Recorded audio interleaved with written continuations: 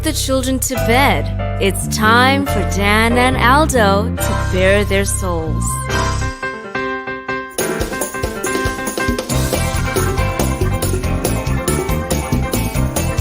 I love the Chicago Bears more than I do masturbating, and that is a lot. Then, with 3 seconds left, Bob Avellini throws a 30-something yard touchdown pass to Greg Latta, and the Bears win, and I literally shit my pants. I swear to God, I literally did.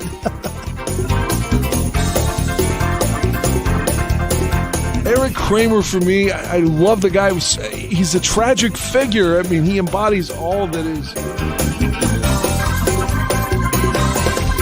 If they don't run the ball here, I'm going to vomit. I swear to God. Look, I don't mean any disrespect. He just didn't play that well. Not for a guy of his caliber. You know, they won, but I'm going to be miserable all week because they stunk. I don't really have any recollection of that at all, but I guess perhaps I blacked it all out. So, Dan, tape is the ultimate tool for scouts and for coaches to evaluate players, to detect plays and so forth. And they spend hours looking at tape, right? Why do they so often get shit wrong? I love the efficiency of bourbon. Ladies and gentlemen, Dan and Aldo.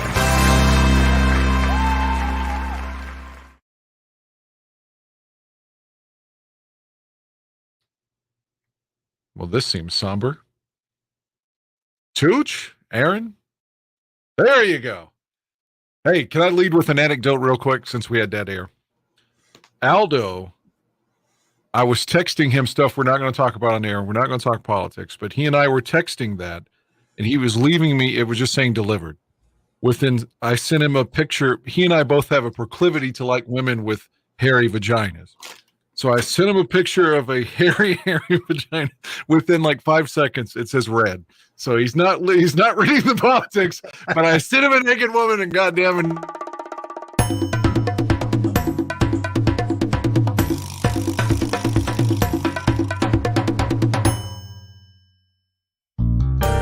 Put the children to bed. It's time for Dan and Aldo to bare their souls. We've already bared our souls. Tooch, can you hear us? We can't hear you. Did anyone hear my hairy vagina picture story to Aldo? Yeah. Yes. Okay, good. That was on the air. All right. That was good. That made it. It was like right at the tail end of it. Aldo's going to be okay if he's still looking at hairy vaginas, is what I'm trying to get at. I kept hearing the intro, man. It like was playing forever. It did play forever. All right. If we can make one joke out of this, I told you this before we got on air. I told Aldo he's quickly becoming the Kevin White of Bears Barroom. If you all remember the West Virginia wide receiver Kevin White that was drafted in 2015, and just kept getting bad luck and surgeries and injuries, and that's becoming Aldo now. Yeah. He's hanging Tooch, around. are you frozen? I think Tooch is frozen. All right, well, I think he's got a video of Aldo speaking, but while we wait for Tooch, he's like hit Medusa in Clash of the Titans here. Right, Stone. That's probably a porn now, too. Oh, there he is. There he is.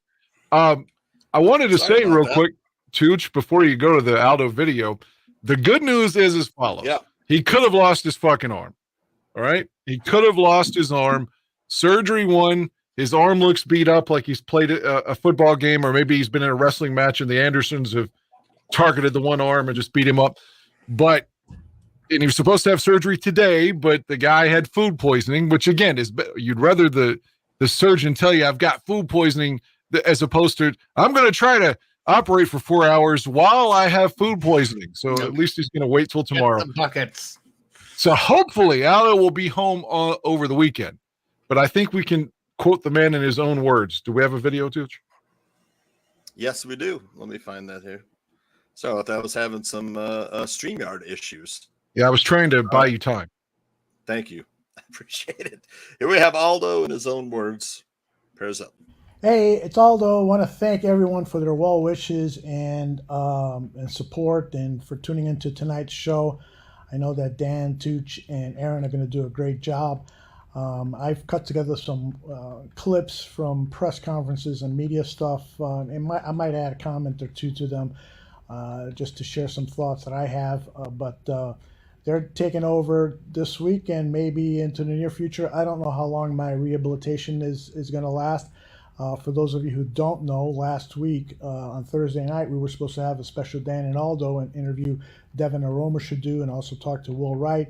But I wasn't feeling well, so I canceled the show. And then on Friday, the loss of sensation on my right hand was getting worse, so we rushed over to the emergency room, and they treated me quickly here at Northwest Community Hospital. Learned that I had a blockage of blood throughout my right arm, and in fact, they couldn't feel a pulse in my right hand. And so they rushed me into surgery, corrected the blood constriction issue, or got the blood flowing again, and now my hand and arm is feeling fine. But the cause of that constriction, it was an aneurysm that they found here, and so they were scheduled for surgery today, but my surgeon wasn't feeling well, and so it's now going to be tomorrow on Wednesday. I feel like I'm in really good hands here, and also I think you guys are going to be in good hands with the guys doing the show. So I'll turn it back over to them, and I've got some clips from Greenberg and Orlovsky and some press conference stuff that I'll share whenever John wants to do that, as he's anchoring the show tonight. So love to all of you guys, and the great comments and support that I've been getting. It's really important to me. And a special love to my wife Donna and my daughters Kayla and the stepdaughter Caitlin. They've been fabulous, and tons of messages from family and friends. I'm really taken aback by all the love and best wishes. And a special thanks to my man Dan, who has been checking in on me every day. He and Mike and BB North are among the people who have been checking on me every day, and it's been really heartwarming. Talk to you all later. Bye. Yeah, it's scary shit, man. And I probably was making it worse early on, because I was like, so what's happening? What's happening? Tell me. You know, I mean, he's probably like, dude, back the fuck up. You know, so I really was stressed out, and I still am, sure, man. For his behalf. And Thursday night, you know, like you said, we were going to do that show and had Devin Aromashadu going to join us and stuff, and we are looking forward to it. And he's like, man, I don't think I can go tonight. So that's when I was really like, because he was looking forward to that show. And I was like, well, he must really be bad off. And then thank God his wife was coming home from her business trip. So I think his wife kind of like, if she wasn't there, I'm not saying he wouldn't have gone. It's not my place to say that. But with Mrs. Gandhi there, he's going. She's not putting up with that. He's going. Mm-hmm. So I think that was very good timing for her to come home, and then for him to get, you know, surgery. And I have been pestering him and hopefully just adding to some positive vibes for him, and hope that he'll come back soon. So. Well, he was wrong about the show being in good hands with me, though. You know. No, you play quarterback well on here, dude. Give yourself some credit. I know. Well, I mean, it's like the technical difficulties here. It's like, all right, I think we got it under control. But I'll tell you, we have got like so much video and stuff to talk about, and you know, the Hall of Fame game is a day after tomorrow, so football is here. What we've been waiting for a long time. And of course, you know, all the buzz is on Justin Fields and training camp. And you know, before the show, the three of us were talking about, God damn it, they threw a slant. How long have we waited for that, Danny? 30 years. Brett Favre and Aaron Rodgers have slanted us to death since Bush 1 was president. Bush 41, I guess. And finally, we're going to throw a slant too. It's worked against us for a generation. Mm-hmm. I know. I've texted you, Danny, during games. Said, why can't we run that fucking slant? You know. And we could have had Buddy Ryan. Like, we couldn't stop it. We're like just a big floppy, impotent cock. Every time the Packers would run the slants, like you could be like, "Hey guys, the slant's coming," and the Bears defense is like, "I don't know how to fucking stop this at all. What's happening?" No clue. All right, we might as well get right into some of this video here. I also have I recorded State of Affairs from last week. It was pretty funny, but we could get to that a little bit later on. But let's do the one that was stuck out in my mind from all this one was one you and I were talking about before the show. That's the Mike Greenberg. I'll roll that now. We can talk about it. You know, I saw this clip of Mike Greenberg talking about Justin Fields, and it sort of I have mixed feelings about it. You'll hear what Greenberg has to say about Justin Fields, but it's almost like he's letting out a secret about Justin Fields, and he praises Justin Fields, and he predicts that Justin is going to be an MVP candidate, have an MVP type career. And so when I first heard it, I was kind of like, oh man, I wanted to prove all you national media guys wrong. But it seems like more and more national media folks are starting to get it right that Justin Fields is going to be a very special quarterback. Here is about a minute of Greenberg talking about Justin Fields. And then I hope to hear what you guys, Dan, Tooch, and Aaron, have to say about Greeny's comments.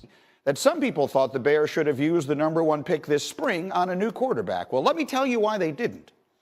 Because starting in week 7 last season, while he was running for his life and throwing to a receiving core that can at best be called pedestrian, Fields had the 4th best QBR in the league, behind only Patrick Mahomes, Jalen Hurts, and Josh Allen.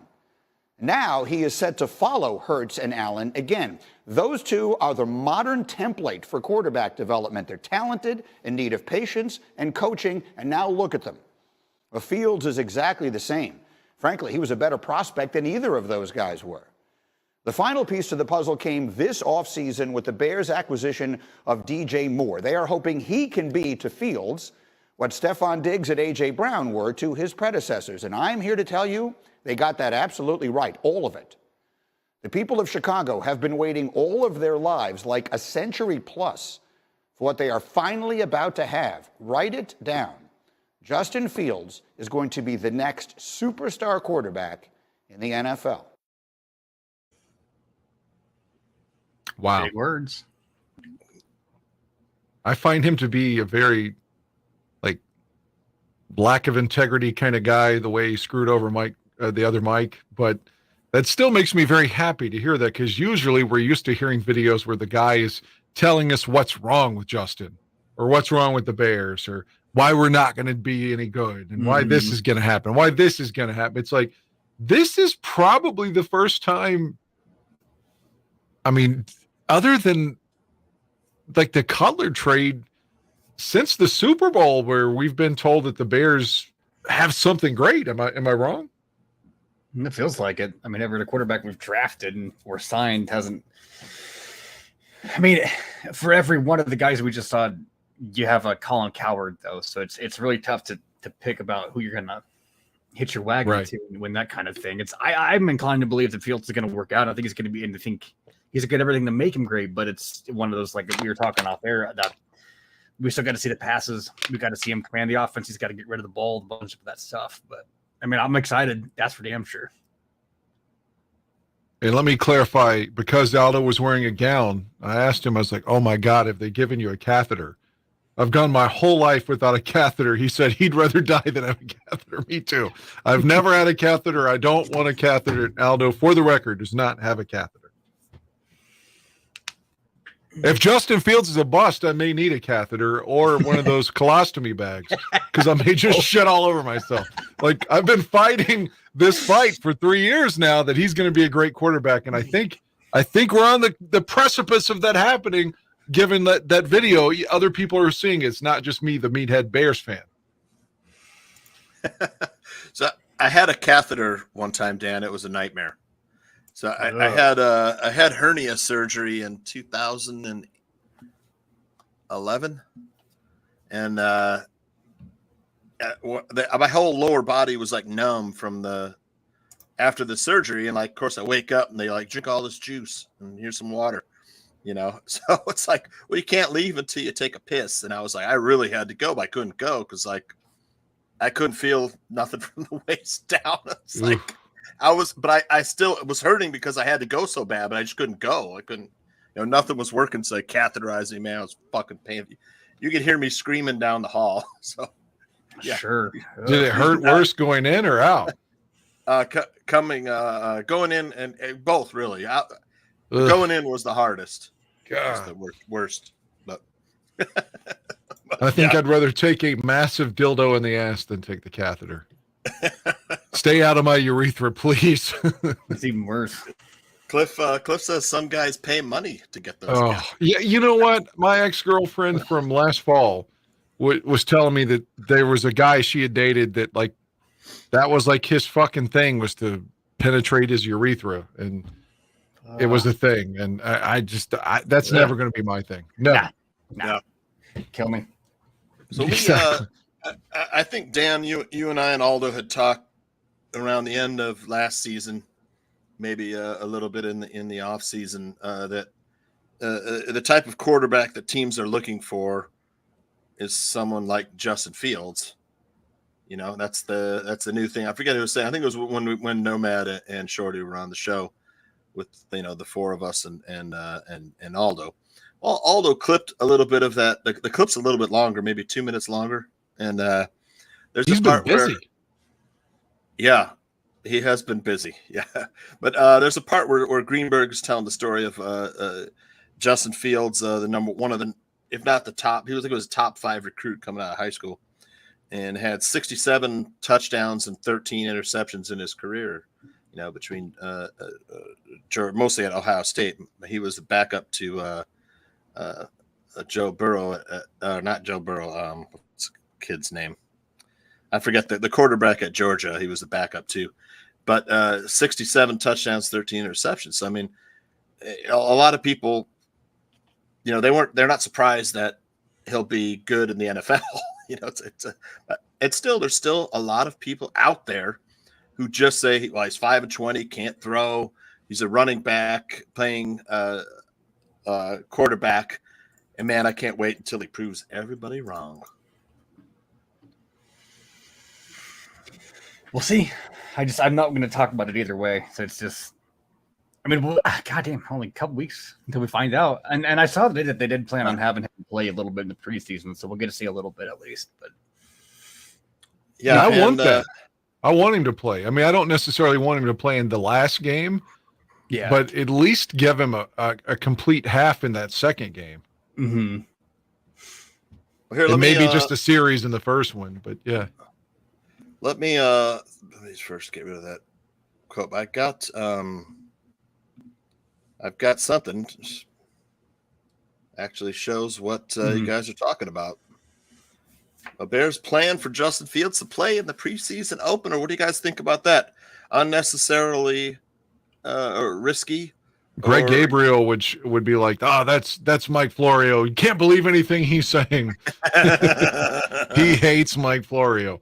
I don't know. But yeah, I mean, seeing it, you can't, I say this now, and then I don't want to jinx it and say he gets hurt, but because we've seen some injuries around the league, carts coming out in Cincinnati and everyone's heart going to their balls. And right. Yeah, we don't want that to happen here, but you can't be afraid. You have to let him play though, Matt Nagy would, for all of his foibles and all the things we dinged him on, he didn't let the starters play, and I think whether there's both good and bad to that, but at this point, at that time with Nagy, Justin Fields had to play back with Nagy. And that's why we were upset, is because he didn't have any experience. He had hardly any NFL experience. That was why everybody wanted him to play in the preseason. Now, he's got NFL experience. There's no reason why he should play in this. Fields didn't even get any snaps in training camp that year. Right. The first year. Yeah, that's the first year. He's like, nah, he's going to sit, and Dalton's going to be our starter. And then Dalton got hurt, and it's, hey, Bills, why don't you come up and play, even though you haven't done a single snap as a starter. Right. And that's a great point, because that's the other side of the coin. Mm-hmm. Now, recently, I don't know if you saw, and I didn't clip this, I should have, but Vegas has props on NFL MVP. Of course, there's like, Mahomes and Josh Allen, Jalen Hurts. The one quarterback who's taken the most action right now, who do you think it is, Danny? You're setting me up to say Justin Fields, but That's I right. would have said Rodgers. Nope, it's Justin Fields taking the most action in Vegas right now on it, because you're getting a good number right now. I think it's like plus 800 or plus 1,200 for Fields to be the NFL MVP for 2023. I feel afraid to even comment on this because remember the one year everyone was saying Mitch was going to be MVP, and it ended up being such a disaster. So I don't even want to That's where I'm at. I don't want the football gods punishing me for this. That's why I'm super reserved when I'm like, I think he'll be okay. I think he'll be pretty good. I don't want to get too juiced up on him. Well, there's ironically on Twitter, I saw people were saying, when the Bears drafted Justin Fields, they drafted Mitch Trubisky 2.0. Like that he couldn't play. People like that aren't even worth a reaction. It's just like a sure thing. Wait, and you're hearing it from I think it was Brian Perez, an NFL writer, who said, thank you 49ers for drafting Trey Lance instead of Justin Fields. And then of course the 49ers fans come out and say Fields hasn't done anything. He's 5-20 and whatnot. 24, I think, isn't he? I think he said 25 starts. 25 starts. He's 5-20. The clip where like Trey Lance fucking smoked some dude just throw way over him, like a throw that a high schooler should have made. He's not even close. So that's probably where all the 49ers fans are up in arms because they're like, yeah, our guy sucks. Right. Yeah. He threw one over some guy's head in a drill. It's just it was all over Twitter today too. Forgive me for defending Trey Lance, but in the game that the Bears beat them in opening day last year with all the rain, I mean, he didn't look that bad. Like when I saw Lankins, I was like, okay, I see why they took him. Maybe he's a project, but I viewed him as someone that wasn't awful. And with regards to the Trubisky Fields thing, I hadn't heard that comparison, but here's the big difference to me. Mitchell had some wheels on him when he first got with us and could run. He took that pop against Minnesota on a primetime game. I think it was a Monday game. Was it Harrison Smith? Somebody kind of gave him a dirty hit on his shoulder in 2018. He's been afraid to run ever since. He's played scared ever since. And I like Trubisky, but that really ended his ability to run because he didn't want to run anymore. And that was his game too. He wasn't a pocket guy. He was a run and gun dude. He had to be moving. Yeah. So as soon as they took that away from him, that was, unfortunately for him. It's the same thing with Rex Grossman. Sexy Rex, he was a run and gun dude, and a lot of people he was a lot better than people gave him credit for, especially towards the end. But he got that, I think it was a knee injury, and he just couldn't move, so he couldn't sling it. Right, and let's get to Aldo's next. Even though Aldo isn't here, I feel like he's on the show. He's been in both videos. Let me I'll roll the next one. This is no catheter, by the way. No catheter. Right. Unfiltered, uncathetered. Here's Dan Orlovsky, former Lions quarterback on JF. So another ESPN guy who thinks that Justin Fields is going to have a great year. In fact, he says that Justin Fields could have an MVP caliber year. He doesn't think that the Bears are going to be in contention, which is why Fields won't win the MVP, but feels like his play will be MVP caliber. He says it's for three reasons. Number one, the acquisition of DJ Moore. Number two, the improvement of the offensive line with the acquisition of Darnell Wright at right tackle and Nate Davis at right guard, and the expected improved play by the rest of the three players. And this is his number three reason. And then the third aspect is this. Luke Getsy, who's their play caller, runs the Kyle Shanahan, Mike Shanahan offense. We have watched that offense take mediocre, I don't want to say good quarterbacks and get them to produce like really good quarterbacks. We've watched it for years. This is his second year in this system. On average, when a quarterback plays in this system going into their second year, Marcus knows this because I've used this before. It's Kirk Cousins, it's Baker Mayfield, it's Jimmy Garoppolo, it's Matt Ryan. The average statistic performance of those guys, and I would say Justin's a more talented player than them physically, is 4,100 yards and 32 touchdowns. Okay. That's the average of year two in this system for guys like that. Now, it's not foolproof. It's not 100%. But Justin Fields and his physical talent, year 2 in this system with the upgrade, I don't think it's unrealistic to sit there and say, well, Justin Fields should account for 35 plus touchdowns and over 4,000 yards of offense. That is MVP caliber football. So here's what I think, and then I'd like to hear what you guys think. Number one, I think Dan Orlovsky is putting a lot of giving a lot of praise to this offense, and it is a good offense, and quarterbacks usually do play very well to it. But I don't think the 3 reasons that he cited are going to be the only reasons why Justin Fields is going to be considered as an MVP candidate, and I do think that the Bears will be contending.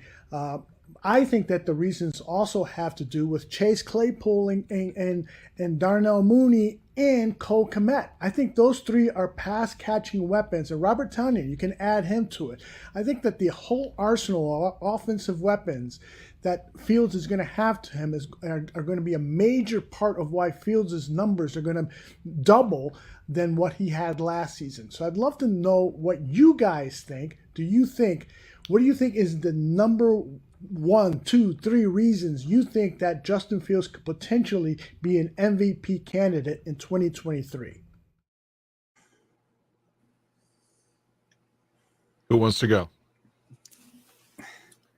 I mean, it's kind of what we were just talking about. I don't know that I'm comfortable saying that he will be. I don't even necessarily need him to be. I just need him to be better than he was last year and show us that he has all the skills, all the passing and running and reading the field and getting rid of the ball. That's all I want. I want him to be an MVP. Obviously, I want him to do the 4,000 yard thing that he said he was going to. But all this talk with the MVP stuff, I think it especially as Bears fans, pump the brakes. Okay, like when have we ever had an MVP quarterback? We don't need Fields to be an MVP. Again, it'd be great if he was.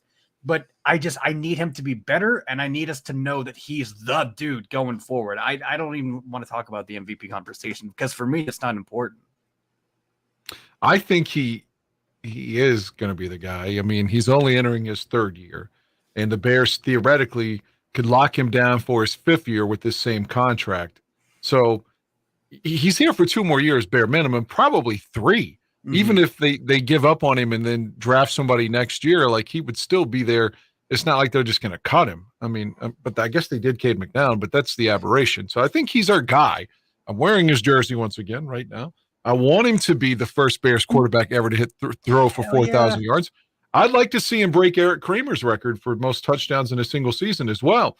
Mm-hmm. But most importantly, without Rodgers in the division, MVP, like you said, Aaron, great. Okay, we'll take it. But fuck, dude, let's go Lovie Smith here. Let's say we'll let the MVP things later. Day. First goal, beat Green Bay opening day. Sir. Beat the fucking Packers opening day. And then you beat them in week 18. You win the division. And then maybe you win the conference. Maybe you win the Super Bowl. And along the way, okay, he wins MVP. That's great. But fuck, let's start out small and say, let's beat the Packers. For me, that's prime focus, man. I mean, that first week makes me nuts. It's like, for us, it's unfortunate. It's going to be a lose-lose situation. We win, everybody's like, yeah, well, you can't beat us with Rodgers. And then we lose, or if we lose, knock on wood, it's going to be, yeah, you can't even beat us without Rodgers. So it's like, I'm looking forward to it, but it's just one of those things, too. It makes me nervous. If we fucking lose that game, it's going to leave such a bad taste in my mouth, man, for so long. It's going to drive me nuts. But I said, I've not even said on the show too. I almost wish Rodgers would have stayed around 1 more year. Now we have something resembling an actual professional team. I wish we would have played him again. Fuck him. Let him go. Let him go. I hope he goes to the Jets, and I hope he's stuck in mediocrity. I hope they're not terrible because I don't want to help Green Bay with their draft pick. I hope the Jets are like right in the middle of like where the Bears have been for so many years, like 6-10. Well, I guess there's an extra game now. 6-11, 7-10. Somewhere through there to give them like not a good draft pick, but just like a draft pick. That's what I hope for them. But fuck him. He's gone. I don't care. I just want to beat. I've put my money where my mouth is. Again, I'm going to be at week 1. And that's something we need to talk about when Aldo returns. We still have this other ticket we need to give away through the bar room for that. But again, $700 for that week 1 game. And it's like, dude, I don't want to spend that money and fly and then lose. We have to win that game. We have to win that game. Win it for Dan. I tell you, I have said several times in the show, I love the fact that the Packers are the bookends to the season. First game 1 and game 18, you have a chance to open the season, by beating the Packers, set the tone for the season. And you have the house opportunity week 18 to close out the season with a victory on the Packers and set the tone for the offseason, or go heading into the playoffs, hopefully. But as far as Fields being the MVP, I kind of have like 3 boxes I would check. One is that MVP should be the most important player on the team, and I think it's pretty obvious there's no one more important than Justin Fields on this team. So he checks that box for me. And then Dan Orlovsky said, hey, is it going to put up about 4,000 yards of combined offense? I think that's, I agree with Dan Orlovsky. That's MVP numbers, man. I think, he could easily put up 4,500, 5,000 yards of offense. He rushes for, throws for 4,100, rushes for 900. That's MVP numbers. That's another box I would check there. And the second is if he wins this division or gets his team into the playoffs, that's definitely an MVP quality. So for me, that would be some mile markers or signposts for an MVP season. Yeah, how about win us a fucking postseason game too? The Bears haven't won a playoff game since we beat Seattle. Yeah, in 2010, like heading into the championship game when we all know what happened when we lost to the Packers. And fuck, we don't need to relive that. But it's been a long time since the Bears just won a postseason game. Is my point. Mm-hmm. It's been 5 years now since Cody Parkey's kick, which is hard to believe. 5 seasons ago. But of course, we made it in 2020 as well, but it just felt like we didn't for some reason. No, we fell ass backwards into it and didn't score until the literal last play, which Jimmy Graham caught a touchdown, and then ran the fuck straight through. Yeah, they didn't even kick the extra point. I mean, it's just, no, that was the only score that whole game. It's like, if you remember, they had that pass to Wims early, and he dropped it, and then the Bears are like, well, we're not going to try that again. Yeah, we're not going to try to do anything today. We're right through his fucking hands. I remember that. That was so like And Aldo and I talked about this so many times after that game that made us hate Matt Nagy even more. Is because you just get blown out in a postseason game, and he's out there fucking smiling and grinning and shit, and like trying to blame everything on Trubisky.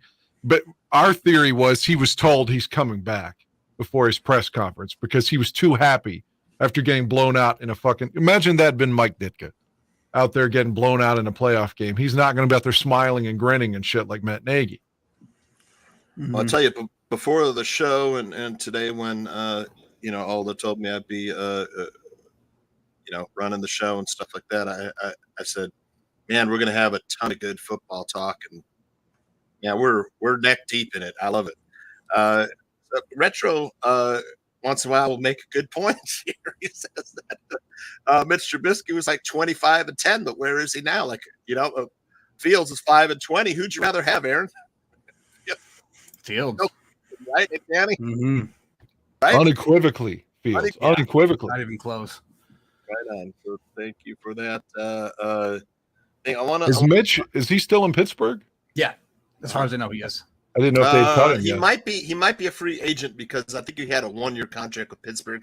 But I imagine I'll check it out. Did they bring him back? Aaron will get on that. So I want to talk about Hart Foundation's comment here. I started this because I think he could. Brett the Hitman Hart's listening to us? He is. Jesus Christ. My favorite WWF champion of all time. He says, I feel like the place kicker will be important in a lot of victories this year. That being we lost so many close games last year. And we did. And, the Lions, I think, the past couple of years lost a bunch of games by, 4 points or less, 3 points or less, 7 points or less. The most close victories played the most. So what do you think, Danny? We're going to be in a lot of close games this year? Well, I don't know about that, but I can say as long as Santos is our kicker, I have to root for him. I'm not going to root for him to go out there and have a bad preseason and get cut or something. But when you're missing so many extra points last year, we can only hope that was the year that he missed extra points and like he got it corrected. But when you've got Robbie Gould out there begging to come back, and a guy that never seems to miss at Soldier Field since he got cut. It's like he's like 12 of 12 at Soldier Field since he got cut and beat Green Bay in the playoffs in the fucking snow with the kick. in San Francisco, and he's like still lives here and wants the gig and would probably take less. And this guy is coming off a dreadful season. It seems like a no-brainer, like to bring Robbie back. But as long as Santos is here, I've got to root for him. So let's hope he has a great year like he did in 2020. Yeah, Danny, if the Bears had a chance to upgrade at the Cairo Santos upgrade from Cairo Santos, would you say go for it? Yes, Robbie could be at the field. What is it, 9 Central? He could be there by 10:30 Central, I'm sure, and already kicking. Mitch is the quarter. He's still on Steelers, by the way. I'm sure they're going to start that kid that they drafted from Pitt. Yeah. Oh, yeah. He started last year, too, didn't he? Well, not the very beginning. I think they turned over to him. Right. Trubisky started the season. Right? I'm sure he won't this year. No, he won't. Yeah. Mitch signed an extension. Or Pickens. Pickett. Kenny Pickett. Mitch just seems like one of these guys. Mitch is going to be like Chase Daniel now. He's going to play for like 8 or 9 different teams before it's all over. Mark Sanchez. Exactly. Demond says Brett the Hitman Hart is a Bears fan. Did you know that, Outstanding. Danny? I did not know that. That's outstanding. Man, all right. Outstanding is right. Is he, though? Is he from Canada? Yeah, he's from Calgary. I don't know that he is. Before I wrap up the MVP talk, thumbs up. Does he have a chance, Danny, to be the MVP? Yeah, if he stays healthy. I mean, sky's the limit. I mean, everyone was kind of acknowledging how graceful and all the dexterity and the highlight runs that he had last year. So if he can mix in passing with those runs, I mean, there are going to be people pounding their chest for Justin versus us just being the only ones. There are going to be people taking notice. So it's not he's on the cusp of that already, is what I'm saying. Not necessarily MVP, but of having the narrative flip to where they want to cheer for him, being the national media versus criticizing him. So if he has a couple of good games, they will jump on his bandwagon. Aaron, possible or unlikely? Yeah, absolutely, it's possible. It's just, like I said earlier, it's not for me. It's not the most important thing, and I don't really want to talk about it too terribly much because I just need him to be better, and I need him to last year with those 3 or 4 games, we were the top leading offense in yards or scoring or something like that, and it's like he got the legs. Now show us. We know he's got the cannon, and we know he's got accuracy, but we got to see those mid-range throws. We've got to see, just the smaller stuff. We've got to see him be able to read the field and get rid of the ball. I don't want him to put those last few pieces together. That's for me is what's most important this season. Yeah, I got the way to characterize it. That slant, Danny. Super Bowl 58 MVP. That's what we want. Super Bowl MVP. There you go. Man, I don't know how I could follow that up, but hey, I will tell you this: if Justin Fields is the NFL MVP, the Bears have had a good season, and they're probably in the playoffs. All right, I have got another clip. I've got Rich Eisen. He is interviewing Ryan Poles, Bears general manager, on the Rich Eisen. This decision that was made by anyone in the non-playing season, and that was you having the first overall pick gifted to you. I'm hitting the Wayback Machine here. You knew I was going to go here anyway, I'm sure, when you knew I was looking for you to come on the show. And you made the decision to stick with Justin Fields. Was that a decision you made immediately, never wavered from? Walk me through that one, because obviously that set up the rest of what you were going to do, not just this year, but for years to come. Ryan? Yeah, no, we had to take our time with that decision.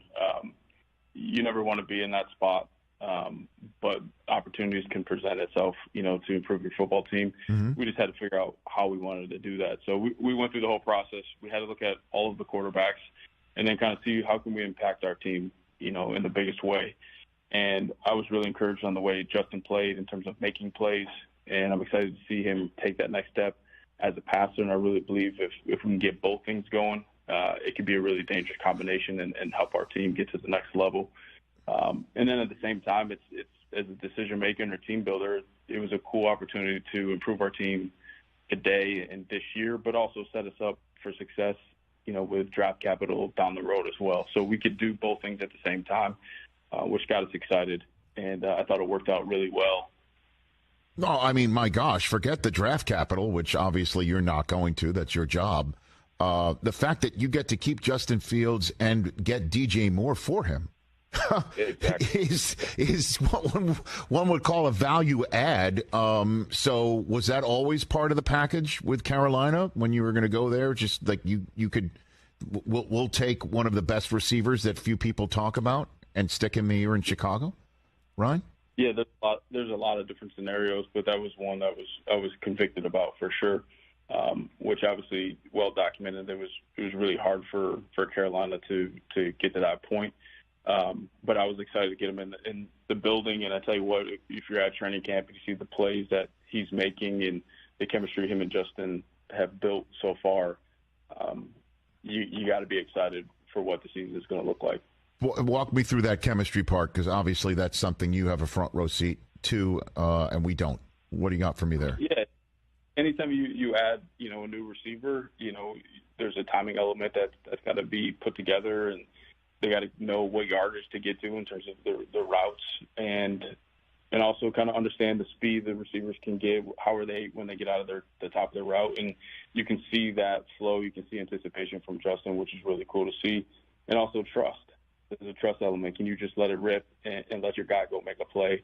And we've been able to see that from him so far in camp. And obviously we got a long ways to go before the season, so I only think it's going to get better. So do you feel it would be a plus if Justin Fields does not run for 1,143 yards this upcoming season? I'm serious. I know that sounds like a facetious question, but is that the plan? Because I know things are quite analytics driven, numbers driven. Is that something you got on your drawing board there?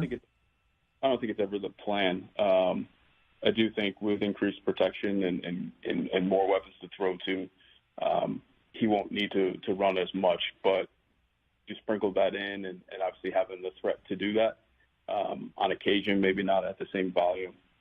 Again, it's going to be a hard thing for a defense to. Ryan Poles looks like a wrestler. I don't know. He reminds me of former Nation of Domination member D'Lo Brown.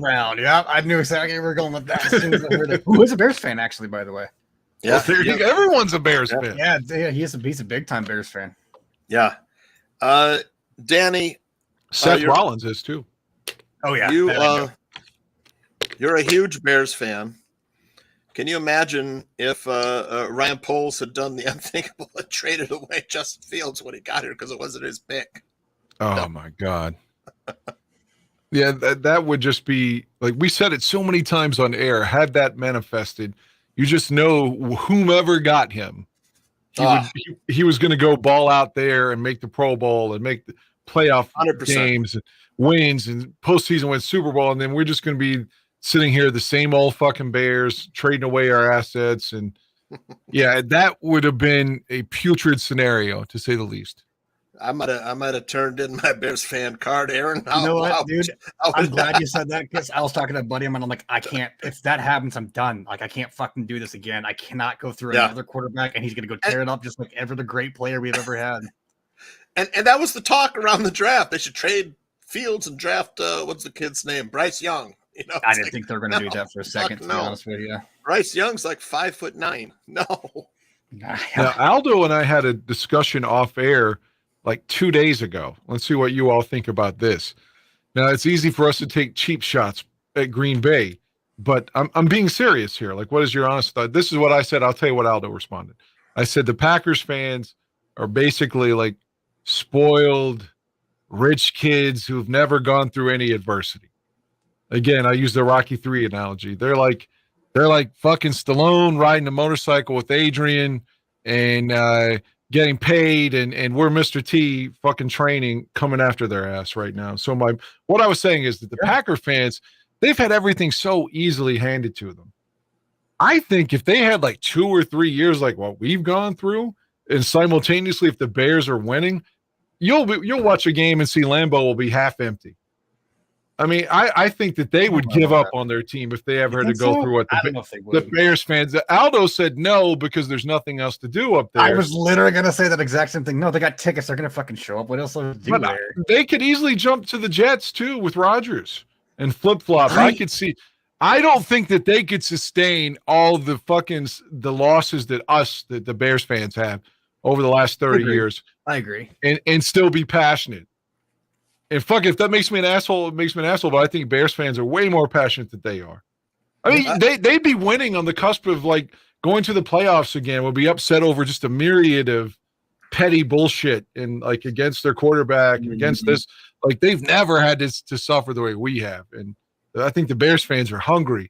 The Packers fans are just like spoiled and entitled. You know, I wish I had clipped it for the show, but I didn't because it made me so fucking mad.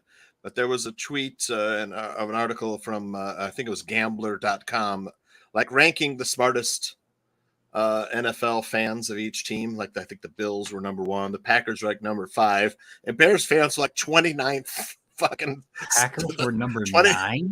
5. They were number fucking what did they 5. Like they're the smartest. Do it? They know football the most. I was like, fuck bullshit. that. I know. That's why I didn't clip it because it made me so fucking mad. Okay. And we're like the 29th 32 smartest. Like the Bears are basically.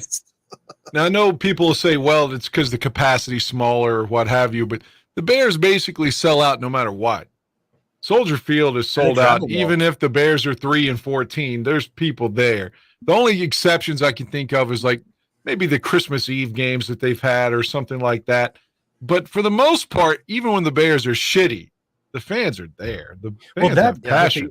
They also travel well. Like I don't know if it's a confirmed rumor or not, but I remember when the season was getting ready to come out, they were going to put Kansas City and Chicago overseas. It wasn't like who was the best fans. It was who was the smartest fans and knew football the most. Yeah.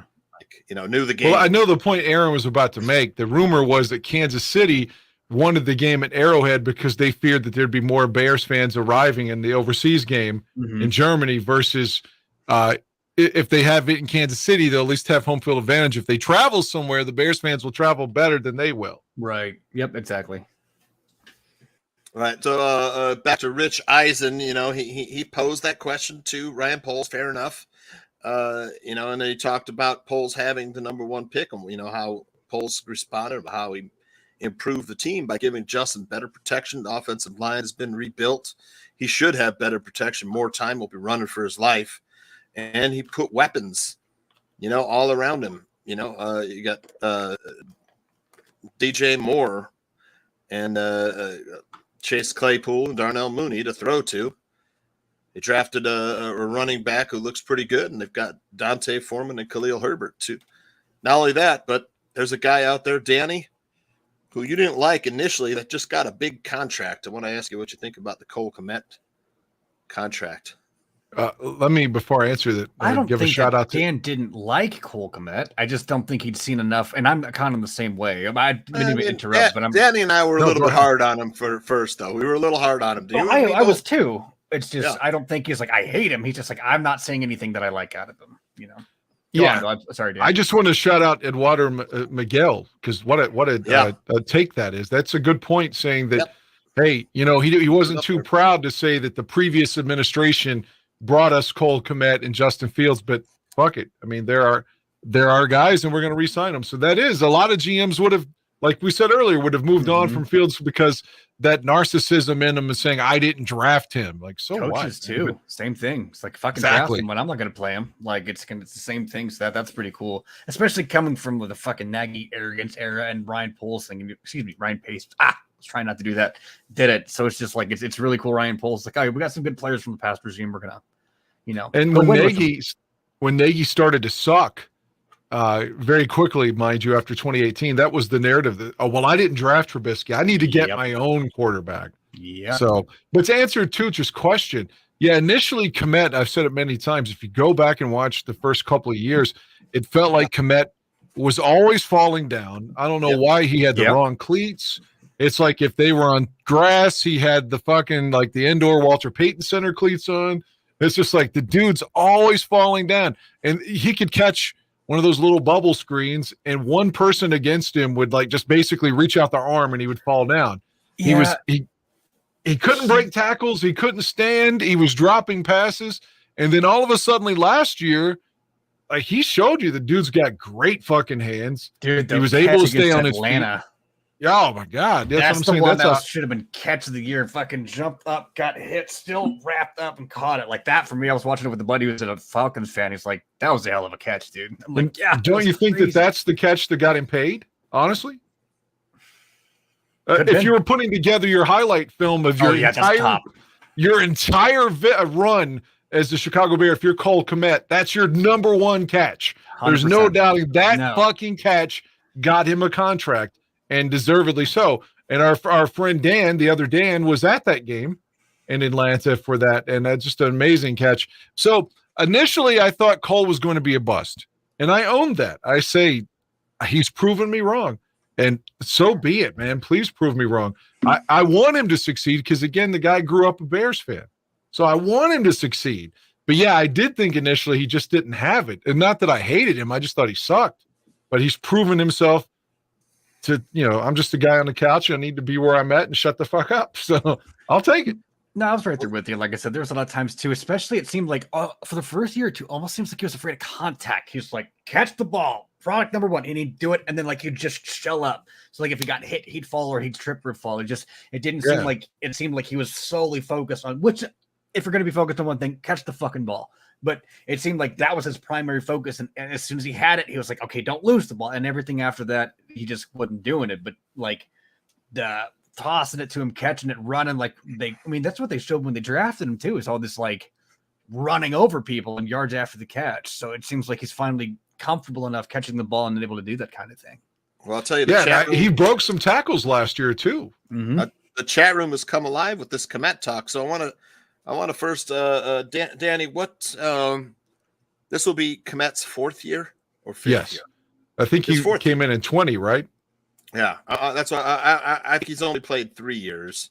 So last year his numbers were 50 catches, over 500 yards, and I think he had 10 touchdowns. Is that right? Or 5 touchdowns or 10 touchdowns? I don't think it was 10, but I know his statistics are a little bit. His statistics, if you're going to do a juxtaposition, seem to be inflated in that second year because, to use an NBA term, he had a lot of garbage time receptions in the second year where the Bears would be down, like in that Tampa game where it was like 51-3 or something, and Kmet has like 4 catches on a last drive in the fourth quarter and scores. He had a lot of those garbage time catches his second year that inflated his stats, if that's where you were going with it. Yeah, this will be his 4th year. Yes. And so 50 catches, 500 yards, and over 5 touchdowns. He actually had 7. He's the only one who's done it in his first 3 years, not Travis Kelce, not the top tight ends who are out there now. If I told you that, would you believe it? Not in their first 3 years has any of those top tight ends had 50, 505. And he had 50, 507. So what do you see in his future? I know something. I want to address retro because they've proven enough in my opinion. Now, Kmet is a good blocker too, man. So, yeah, and a lot of times there were a lot of games where he was basically pigeonholed into blocking the whole game and wasn't even like part of the offense because he had to help so single-handedly with the running game when the line was terrible with Sam Mustipher in there, so he had to help out so much. So I think, especially having Tanyan there, I mean, the sky should be the limit for Kmet. I don't think I'm just saying that because they re-signed him. I think even if his statistics don't necessarily mirror like what you just said for last season, I think his catches will be more impactful because they're going to be winning. Yeah. That's a good way to put it. What do you see for Kmet's future? And you have to think that the numbers from last year and the projections going forward in Kmet's future are why they signed him to that big contract, wouldn't you say? Yeah. I mean, I like that it keeps a big bailout dude around for Fields. at the very least. So he's got somebody he's grown rapport with. He's got a big body dude that's got good hands. And I mean, not to jump ship, but I'm excited about Tanyan too, because I've seen him do some pretty awesome things, especially up there for Green Bay. But was it 4 years, 40 million, or how many? I'm sorry, I don't remember. This is his 4 years, 50 million. Okay, yeah, no, I mean, I don't know if I'm expecting necessarily a superstar stud, but I mean, compared to the tight ends we've had, the carousel we've had, I mean, we drafted Shaheen and we had all the other different kind of dudes with them. It's just, it'd be nice to get one dude that's like, you can count on that guy being at the end of the line. That ultimately consistency is what I'm looking forward to. And it feels good to, regardless of who drafted him, as a Bears fan, to see some of our draft picks get re-signed. Agreed. Yeah, big time, dude. Damn, great point, man. Because well, I mean, look, last year we were tanking. Come on, let's not cover it up with brush and detritus. We were tanking, but yeah, I think Kmet, he doesn't have the speed of Kelsey. All right, he doesn't have the speed of Kelsey, but I mean, I'll take 50 catches, 500 yards, and 7 touchdowns every year, man. And hope that he gets even better, because not a lot of guys block as well as Kmet does. Well, that's the thing too. Kelsey doesn't really have to block. I mean, they only want him to go out and catch. He's not doing a lot of the dirty stuff that Kmet has to do. They're basically playing two different positions, even though they're both called tight end in some ways. I mean, I don't want to pretend to be some draft expert to break down this tight end versus the other tight end, but Kmet is expected to be on the line a lot more than Travis Kelce. Kelce's more in line with like the guy like George, or what's his name? Kittle in San Francisco. That's more of a Kittle is a fantastic blocker. Yeah, exactly. Yeah. Yep. Yeah. So we're expecting big things from Kmet. We got we're almost to the halfway point. Do you guys want to run the little, because I think this, I heard Mr. Shoy talking about Colin Cowherd. I do have what I recorded last week for Bears State of Affairs. I'll just run it without any fanfare. How about that? Is that all right? How about it? Bears State of Affairs, off-season week 28. What's happening, Barflies? Well, Bears training camp started this week, and Bears fans everywhere are waking up from their off-season football slumber and buzzing with excitement and high expectations. Last year's 3-win season is in the rearview mirror, and all eyes are on QB1 Justin Fields, the future of the franchise. Dan and Aldo can smell the pigskin in the air. Recently, top players in the league came out with high praise for Fields, calling him, quote, the real deal and built different. So, even though the smell of pigskin is in the air, so is the pressure of high expectations. On the eve of training camp, Bears general manager Ryan Poles said this about things he'd like to see from Justin Fields, quote, just to improve, looking at yourself in the mirror and self-assessing, and improving one's weaknesses. Poles, while praising Fields' running ability, also mentioned the passing game and the 2-minute offense as areas in which Fields can improve. Reading between the lines, it's clear that Poles and Bears coaches would probably like to see Justin Fields run less and pass more. And as exciting as it may be, there's a little part of every Bears fan who also wants to see Fields tuck it and run a bit less. Let's face it, Justin Fields has to be better as a passing quarterback this season. There are critics everywhere at every turn. Critics like Colin Cowherd, who shows up as this week's Tooch's dick pic. Yeah, Cowherd recently said, right now, Justin Fields is a bust. He's 5-20. He's a YouTube quarterback. His highlights are great.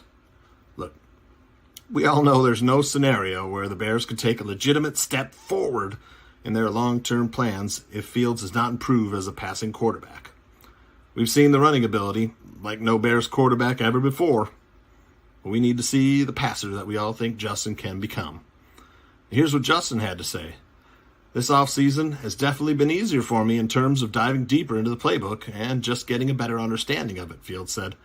I've definitely felt way more comfortable this offseason in OTAs than I have the past 2, for sure. If Fields takes that next step, and with Aaron Rodgers gone from the division, it's not unrealistic to think that the Bears have a legitimate chance of winning the division or contending for a playoff spot. The team has made significant improvements over the course of this offseason. Gone is the bargain basement rebuild mode roster from a year ago. Here's Ryan Poles again. Quote, "We've improved our roster. We've improved continuity, and we're excited about that. We're excited about raising the level of competition and raising expectations. I think great teams have high expectations, and they go chase that. And that's what we're going to do. We're going to do that in training camp. And just as sure as Devin Aromashadu is watching this and saying, what the fuck? The team that will be on the field for training camp today will be much different and much better than the one that compiled a 3-14 record in 2022. And that is Bears State of Affairs." Do you think Cowherd just says things almost for ratings? You know what I mean? Every chance I get, I tell everybody who's freaking out. I'm like, dude, just relax. Like, he knows. I don't remember where it was. It was somewhere on Twitter. It might have been Dan Lebitard was talking about how he's like, Cowherd knows his audience, and he's very strategic with the points he wants to hit and who he wants to hit. It's like whether he believes. I'm sorry, he's not going to make shit up. But honestly, I literally think that he's like, okay, and come on, guys, Bears fans, we're a volatile bunch, right? We know that. Like, it's easy to get us riled up. You say one fucking thing bad about our quarterback, we get all up in arms, and we're a super easy target for him. I agree, and I can see him flip-flopping pretty quickly on Fields if the season started, too. Oh, and Fields was playing well. He's got some words to eat, Danny. Yeah. He's got some words to eat coming up this season, man. Well, there's room on the bandwagon. We'll take him. I couldn't have chose a better picture, though, for him. Yeah, I laughed at that. I don't know if you heard me. Yeah. You said it was his dick pic, and he was making this face like he was a fucking vermin or rodent or something. Well, I'll tell you, while chat room is talking about rock hard erections and dick injections, we're talking Bears here. We have the point I wanted to make in that video, and that was what I recorded for when I went on vacation last week. I'll have some vacation stories for y'all. But I went on vacation last week, so I recorded Bears State of Affairs with Dan, and Aldo didn't do the show. So even Devin Aromashadu, I threw him in there too. But the thing was, Justin Fields has to become a better passer. You know, he can run. You know, he can run for 1,000 yards. The Bears probably aren't going to win as much unless he becomes a better passer. Danny, he's got to take that next step, right? Yeah, but I honestly think that the running backs, and I'm not trying to take a shot at David Montgomery because he's in Detroit. I think the backs should be better. Now, it still bothers me that Khalil Herbert at times can't pick up the blitz. And if that continues, I think that Foreman's going to be playing a lot. And then you got the rookie that everyone's infatuated with thus far too. So it's just like in some of those games, Fields had more carries than our running backs. I don't know if that's going to happen again. It feels like not only the tight ends have been upgraded, the wide receivers have been upgraded, the running backs have been upgraded. Mm-hmm. If everyone stays healthy. Yeah. Right. 100%. Yeah. Speaking of running backs, the talk around camp is that Roshan Johnson, the Bears' 4th-round pick at running back, he's the first guy out of the building out there, last guy to leave the field. You got to love that, Danny. Well, they said that about Trubisky too, though. Stop that shit. Aaron, I don't care if he's the first, the second, the third, whatever, man. Just run over some motherfuckers for us. That's Come kind on. of a trope, though, right? Like you hear that with every team. This guy's the first guy in the locker room, last guy to leave. It's like that's fucking every team has 80 of those dudes somehow. Such a cliche. There can be only one. There can be only one. Highlander, I know, but like it's just like I said, a process of elimination. There has to be there's one guy who's first. I mean, you got a group. One guy's gonna be. I'm just messing with you, but Dan, like you said, they'll say that about Fields too. You know, it's just like last guy to leave is sitting. The other cliche that I hear constantly, and when they're talking linemen, people will say like, Braxton Jones, he's playing with violence. What is he? Is he hurting someone out there? Is he like punching? I mean, Kyle Long almost hit somebody with a helmet like 5 years ago. He was playing with violence, and we didn't need that. So it's like, what exactly are they saying if he plays with violence? I mean, it's such an overused cliche. That's the intent, right? It's a violent game, right? That's not really exactly. Everyone's got to have a little bit of temerity to play.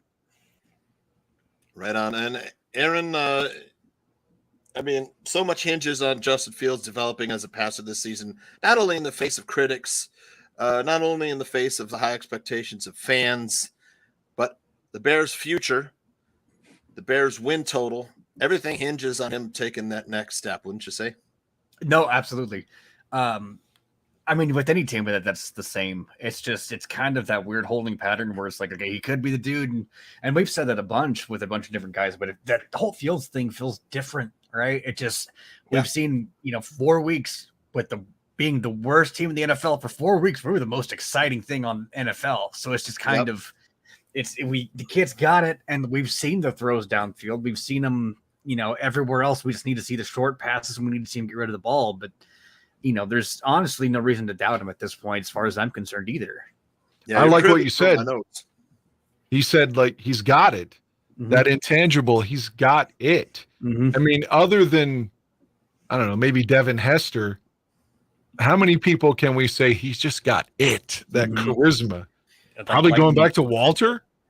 I mean, seriously, like maybe, yeah. And maybe for a brief time, like in 2017, you're like, oh, Tariq Cohen's got the ball. Something good's going to happen. Yeah. He could break free and score at any moment.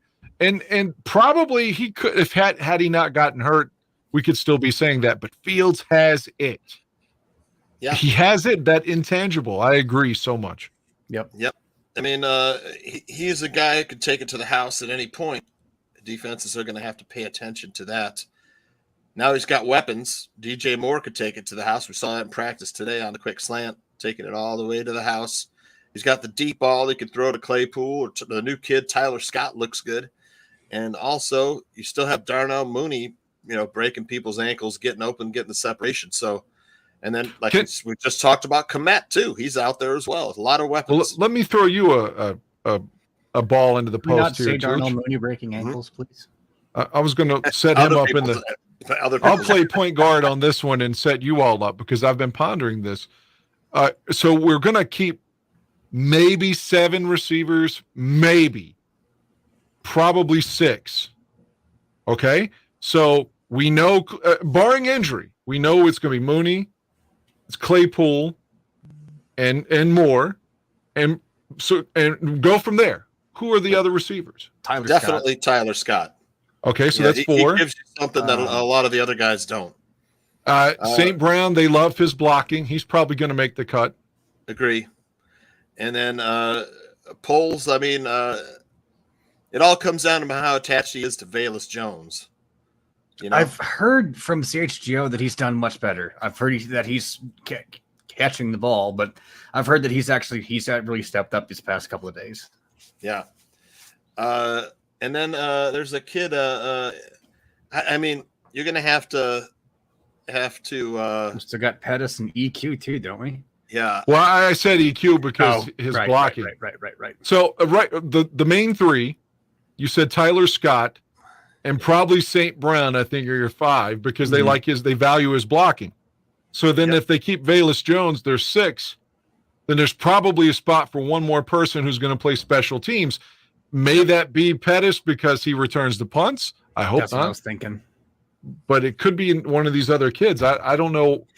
But didn't we draft like 4 people late this year that can be punt returners, kick returners? Like I feel like a lot of our people, either this year or last year, like, oh, he's a special teams guy, which a lot of those late picks are. But bro.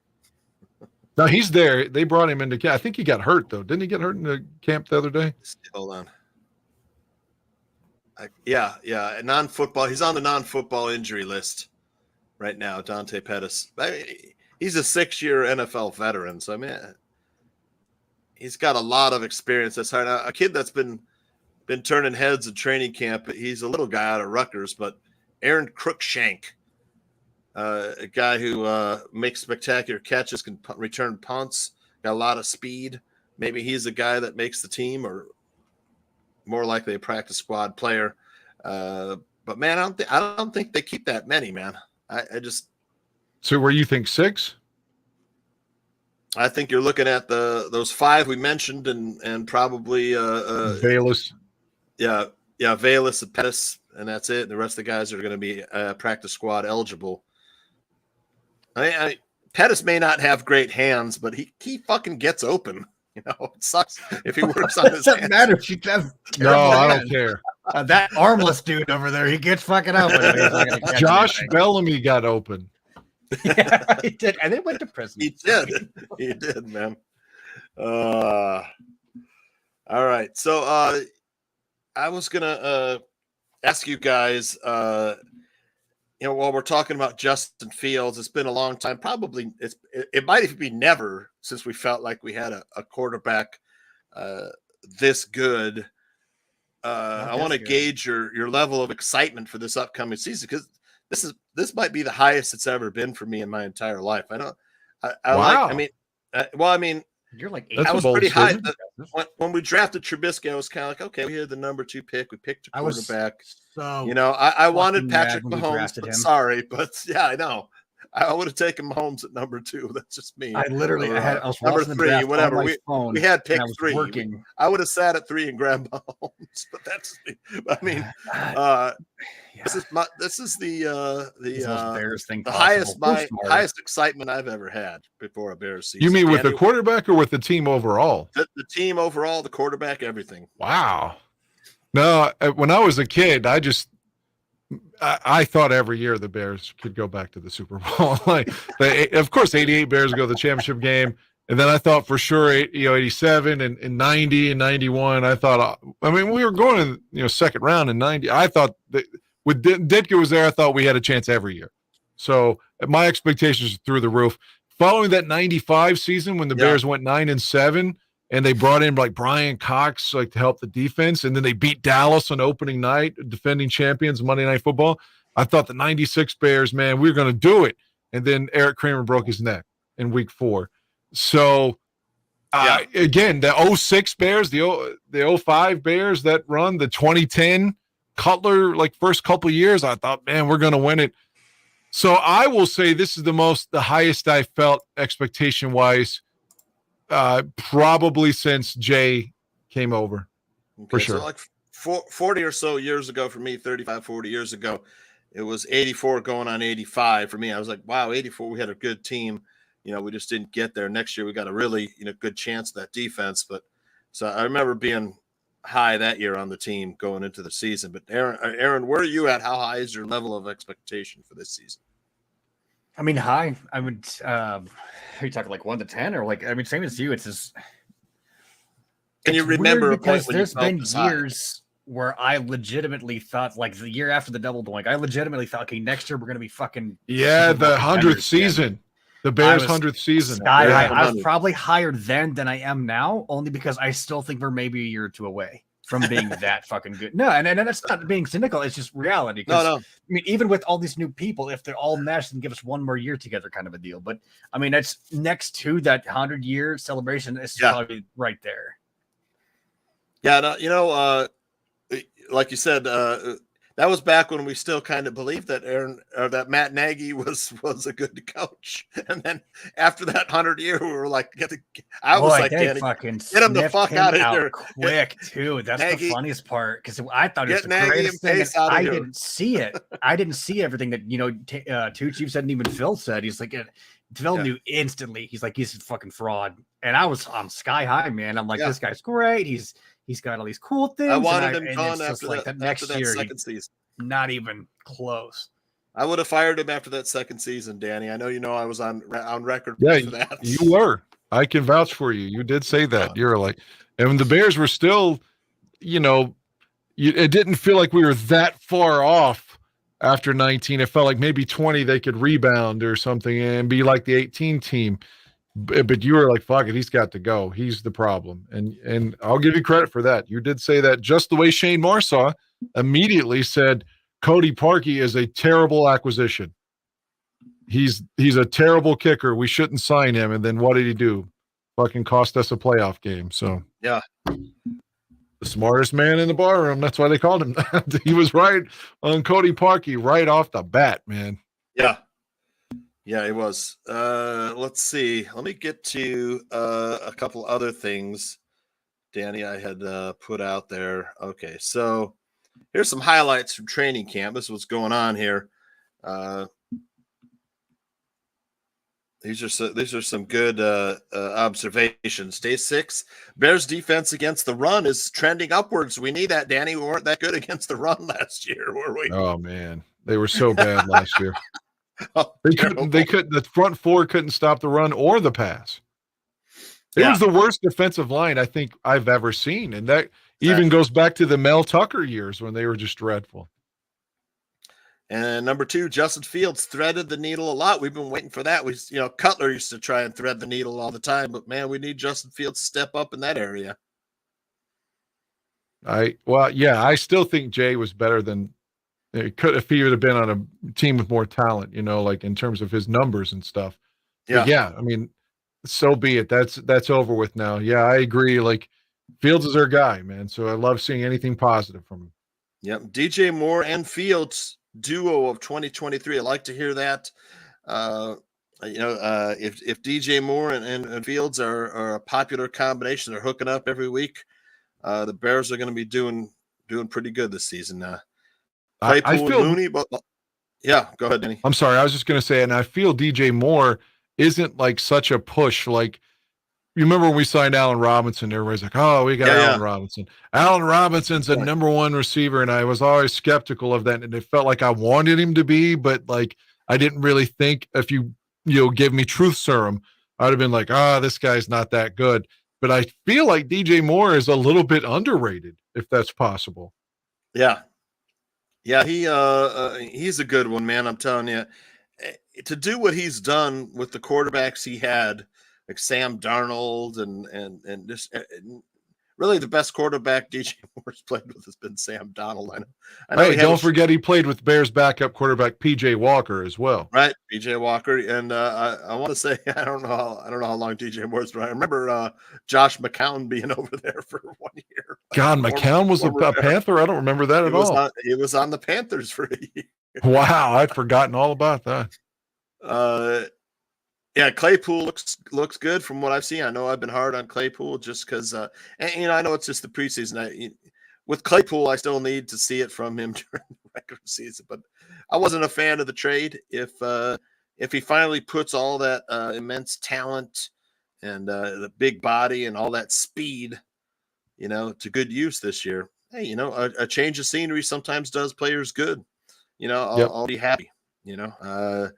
Gervin Dexter Sr. and Zach Pickens, those are the 2 new defensive linemen. Part of the reason why that defensive line has been looking pretty good. Those guys look like beasts, and it'll get to my next point I want to ask you guys about when we get back to the defensive line.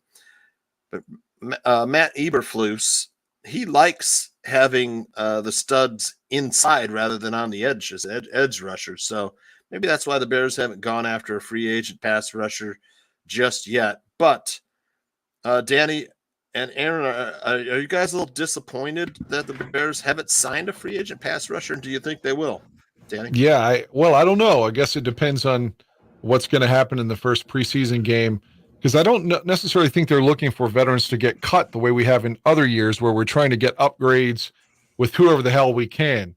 Like when Green Bay cut, what was the lineman's name that we signed right before week 1? Josh Sitton. Yeah, I don't think we're looking for that per se. And maybe the only reason they haven't signed Justin Houston is because he's a little bit older. Because, you figure he'd come in on a 1-year deal. And Ngakoue, how do you say it again? Yannick Ngakoue. Thank you. I think he wants a 2-year deal, and I think that they just don't want to give him 2 years. But let's see. It's still plausible that either guy could be brought in. Aaron, Matt Eberflus likes to have, his studs in the defensive tackle position. We've seen it with guys like DeForest Buckner. I think isn't that the big guy in on the Indianapolis Colts line? Yes. Yes. Do you think he's counting on the guys that they drafted, the studs at the defensive tackle position, including Andrew Billings, the free agents and draft picks? You think he's counting on those guys to make our existing edges and edge players better? Yeah, no, absolutely. I also, I've seen. I know that did Pat just went on today or yesterday? Do you remember?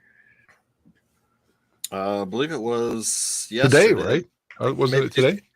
It might have been today. Yeah, it's either yesterday or today. I can't remember, but I heard Javon Dexter is like just shredding people. Like his hands are like he's getting up in there with his hands and moving people and getting them out of the way. So good for him and Pickens too. I'm not really sure. And Cliff brings up a good thing in the chat. Yannick hasn't been able to stick with the team. I wonder why. So that makes you wonder too. But depending on, I don't fucking know how good we're going to be. I don't have a record prediction, but it's like honestly, that'll probably be one of our first choices next year. Will be an edge rusher if we have a higher. Sure. But we'll have to wait and see. I think they'll sign one. I mean, it's everything I'm seeing on Twitter. Of course, it's all just articles and stuff that's not necessarily founded in, from the most dedicated sources, but they keep saying out they're looking for an edge rusher to sign. So it's tough to tell. I think they will. It's just I'm not sure what's taking so long.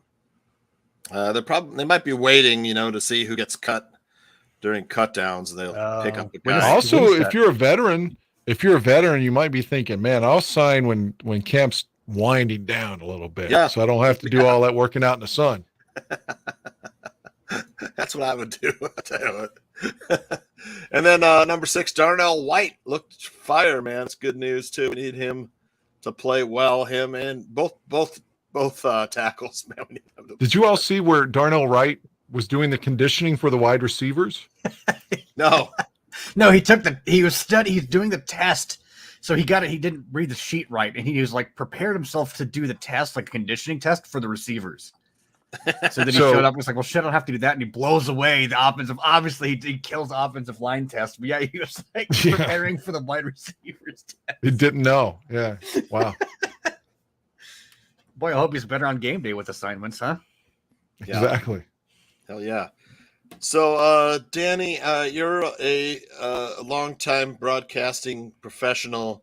I don't know if you saw this news, but for the week 1 game, broadcasting Fox's top NFL booth team of Kevin Burkhardt and Greg Olson will be in Chicago for week 1. You got to like that. I do, but I thought Brady was joining the team this year. I thought Burkhardt was working with Brady, so that's surprising. When does Tom take his announcing gig? I don't know. I know because Greg got to do the Super Bowl, but it was all with the caveat that when Brady comes in, you got to slide over, sir, unless they make it a 3-way team. But I thought Brady was going to be with Fox starting this season, so I assumed he was on the number 1 team. Right on. But you know what? If take Brady out of the equation, every time Greg Olson has come back to a Bears game as an announcer, we've lost that game. Oh.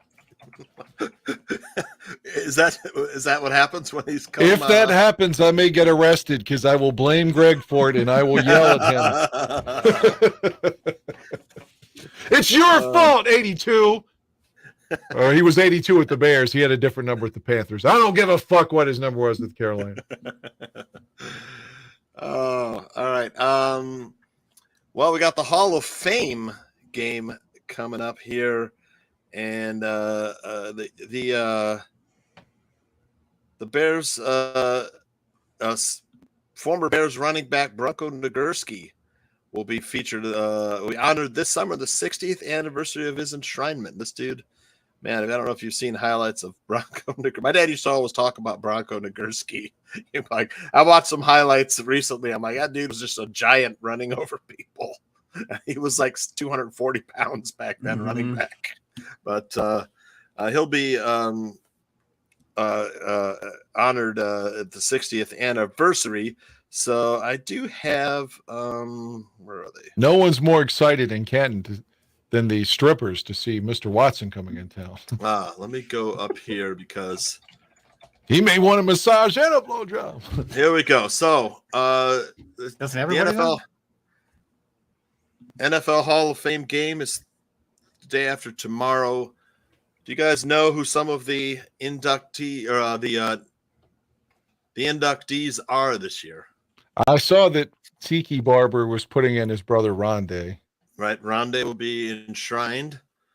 Don Coryell, coach of the St. Louis Cardinals and San Diego Chargers. Yeah, very innovative at the time. Yep. Like when Dan Fouts was putting up stats that would be mirrored by today's league, but was doing it 40 years ago. Yep. Chuck Howley was a linebacker, was a first-round pick of the Bears in 1958, but he's better From remembered. West Virginia University, Chuck Howley, and the only man to win MVP of the Super Bowl after losing. Yep, after losing. Yep. Dallas lost to Johnny Unitas and the Colts. Well, to be more accurate, you might say Earl Morrall, because Unitas and left the game with injury. Right. Joe Klecko, the Jets, former Jets nose tackle player. And Revis Island, Darrell Revis, the famous Jets cornerback. He'll be enshrined. Ken Riley, the Bengals cornerback. So we've got three or four cornerbacks going in here. Joe Thomas, the big left tackle who was a Pro Bowler for the Browns, protecting the blind side over there. And the undersized Zach Thomas, who played middle linebacker for the Dolphins. He'll be getting a gold jacket. DeMarcus Ware, pass rusher for the Cowboys and later on for the Broncos. And it'll be this Thursday, Canton, Ohio. You have the Jets taking on the Browns, and that'd be the start of preseason football. What do you guys think of some of those Hall of Fame inductees? It seems like they put in anybody. A lot of players this week. A lot of them I haven't even heard of. Yeah, a lot of players. I'm just saying, like, Revis was good, but I mean, was he first ballot Hall of Fame good? Yeah. Was he better than Charles Tillman? I don't think so. No. That's what I'm saying. They put a lot of the modern people that get in. Like, look, if Tampa didn't win the Super Bowl, is Barber getting in? Yeah. Yep. John Lynch, was he really that great to be in immediately? I don't know. When we got people like Mongo who's got the statistics and can't get in, so, or even Devin Hester for that matter. We kind of had this talk 2 weeks ago when we had that gentleman on that was one of the voters. And one of the things that I didn't want to say to be argumentative, but Aldo agreed with me. He acted like it was so crazy that I suggested, I forget which player it was. It had to dictate what team back in, unless they changed it, you used to have to say what team you were going in. Because I remember famously Marcus Allen basically giving Al Davis a middle finger and going in as a Chief because he hated Al Davis so much. You used to have to declare which team you went in, but I didn't want to argue with that guy. So he knows more than I do overall. But in that one instance, he was really wrong on that one. Jay Sanders disagrees with me. I like Tillman. I would have rather taken Tillman than Revis, but Revis didn't feel like Revis was good for like a couple of years. Yeah, like Tillman was good for a long time. That's what I would say too. Plus, he had the peanut punch, man. Mm-hmm. All right. So stadium news, and we always have. I thought we were done with stadium news for a while. We got Bears were thinking about building a stadium that they could own themselves. Maybe a big entertainment complex, casinos, restaurants, bars, fan experience out in the suburbs. But it looks like the city of Chicago has come back. And the Arlington Heights property tax hurdle may be too far for them to overcome. So the Bears are talking again with Mayor Brandon Johnson about some sites in Chicago, and I'm sure some of the chat room folks, maybe Foster and Laz and them will know some of these sites, but one of the sites is the South Works, which is the former U.S. Steel manufacturing plant. It's a 415-acre property with lakeside access on the south side, man. It's like, north of Calumet Park, north of Whiting down there. Not sure how easy it'll be to get to for Bears fans. But that's one of the areas sat vacant for 30 years with a lot of people trying to develop it, but just hasn't been able to get done. Then you have the Lincoln Yards, which is along the Chicago River, kind of over just south of Lincoln Park in the DePaul area. And let's see, there's the McCormick Place Lakeside Center, which they talked about getting removing that for a long time. And that's, I don't know, less than a half mile south, maybe less than a quarter mile south of where the stadium is right now. So it'd be in the similar area, just behind McCormick Place. The one thing we don't want as Bear fans is the repeat of 2002 when they tore down Soldier Field and rebuilt it. But along the way, the Bears had to play all their games on the road in 2002. You remember they played at Champaign at the University of Illinois. And so they had no home games in 2002. You don't want that. So if they're going to build a new Soldier Field in Chicago, let them work on that while we're still playing at Soldier Field and have home games. That 02 season was disastrous on the road the whole season. The Champagne, wasn't there like a ton of injuries too, like knee injuries? Yeah, like every game they had on that wretched field, there was always somebody hurt. It was just an awful year. You don't want to repeat that. Fuck's sake, man. Is Foster talking about the Southworks location? It smells down there, I imagine, maybe from like factories, refineries, fisheries, all stuff down there. I think that's what he's talking about. Well, they're going to get a dome wherever they go, so it'll be enclosed. Yeah. I like the idea of Waukegan. You know, puts them close to Hallis Hall. You're on the lake. It's a big, sizable property. They could do whatever the hell they want with it. Arlington Park, they've already owned, but they would just sell it again. They're going to do that at a loss, though. You know that. Yep. Cliff Victoria says let's hire some lawyers and get those property taxes taken down. But there's more to it than just that. The people in the village of Arlington Heights, according to sources, that they don't want the stadium. So I know Aldo's not one of them, but the people in Arlington Heights don't want the stadium. The Arlington Heights residents. So let's see. The Bears made a signing today. They picked up tight end Jared Pinkney, who was supposed to be a really good draft pick. Had a decent season for his draft and bounced around the league. Never got to play. Could be a guy that does something. Yeah. Fosh says, "Yep, it stinks. That down there it smells." Yeah, Whiting, Indiana. I think it's Indiana down there, Whiting. Yeah. Everyone seems to think they'll end up in Arlington Heights. I do too, because they've already made this huge investment money wise, and they've got the property size with it. So it just somehow they've got to meet in the middle on the tax thing, Yeah, somebody's gonna have to acquiesce. Both sides have to a little bit. So here's the thing with Jared Pinkney, originally considered first-round talent. He was named to the John Mackey Award for football's most outstanding tight end each of his 2 seasons at Vanderbilt, considered to be a potential first-round NFL talent. Mike Renner, Pro Football Focus, compared him to T.J. Hawkinson and projected him to go number 29 overall. Pinkney's receiving ability is right up there with T.J. Hawkinson, he wrote. At Vanderbilt, he had 50 catches one season, 900 yards, or 774 yards and 7 touchdowns. So a dude that was highly touted, maybe pick up that third tight end spot. I don't know who we have at third tight end. Do you guys know? No, not this year. We had that Wesco guy last year. Yeah, Trayvon Wesco. Is he still on the team, Wesco? No, he's not. I don't know. He's from West Virginia, too. Yeah, Jared Pinkney, 6'4", 257. So you got Jake Tongus out of California, the guy, that free agent that we picked up. Chase Allen out of Iowa State. Stephen Carlson out of Princeton, the 4th-year veteran. Tucker Carlson? Is that where he went? Stephen Carlson. Okay. So behind Kmet and Tanyan, they're looking for that third guy. This dude could be a good pickup. Who caught him? Like, what team did he come from? I think it was the Rams, I want to say. That sounds right. I think. I'm sorry. Correct. He played for the Lions too. And I don't know who cut him. I think it was the Falcons. Ryan Pace. He knows talent. Pace, yep.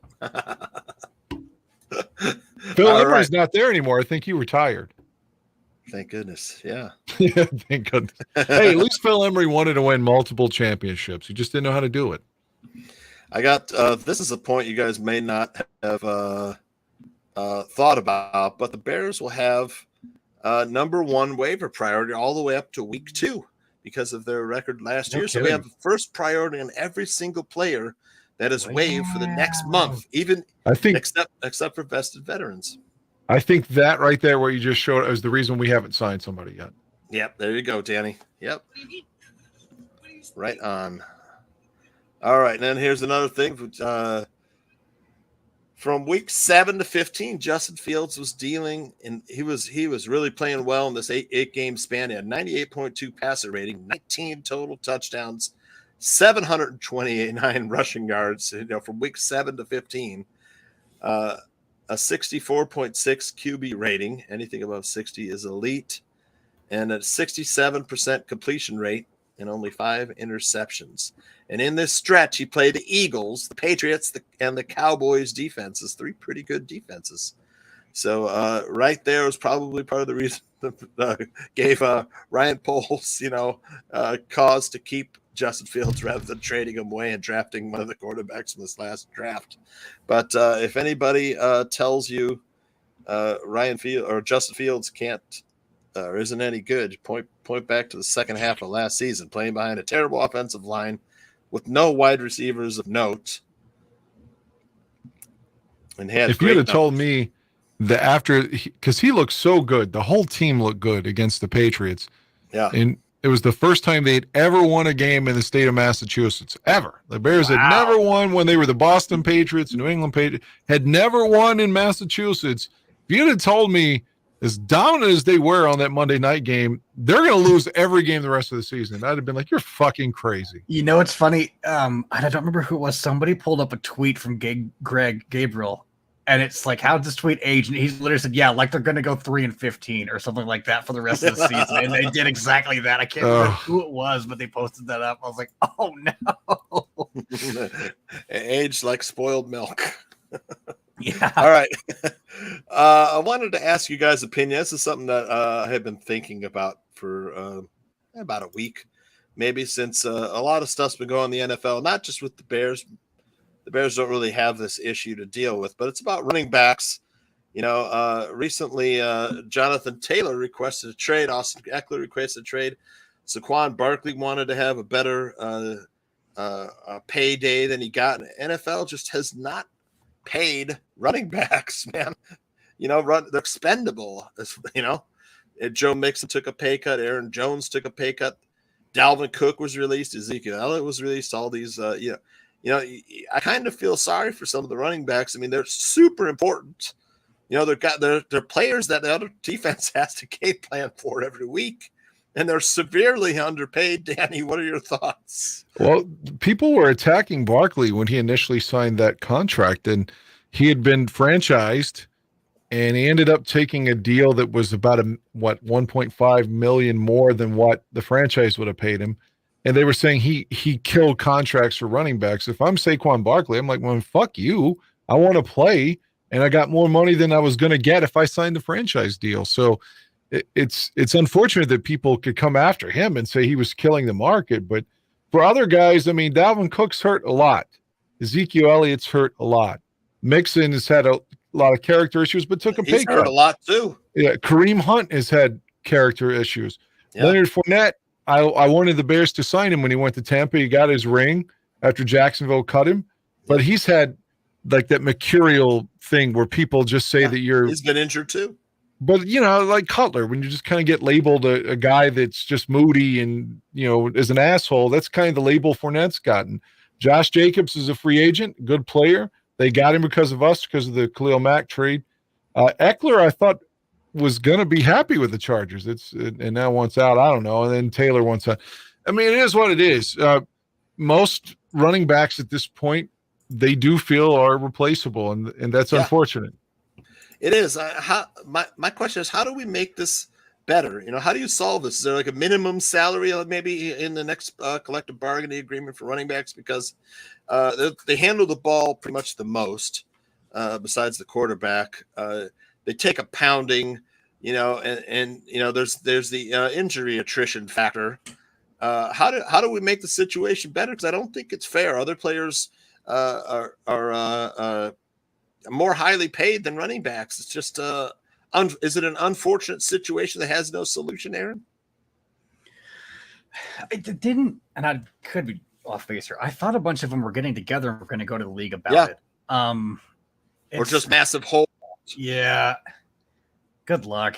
Because I don't think anything will come from it, even if that were the case, because then the same thing, the receivers, okay, well, we want more money. Well, then linemen, okay, we deserve, it's one of those, I think it's the way that the game's gone, it could have been too back in the day. Why did the wide receivers get together and cause a big stink about them not getting the same as running backs? If that was ever the case, I guess I don't know, but I know obviously it used to be a run heavy league, so it's tough to tell. I mean, I don't see it going back. Unfortunately, who knows? I mean, it's a thing of trends. You could have a couple of teams that have really good running backs, and everybody wants the running back because it's a copycat league. But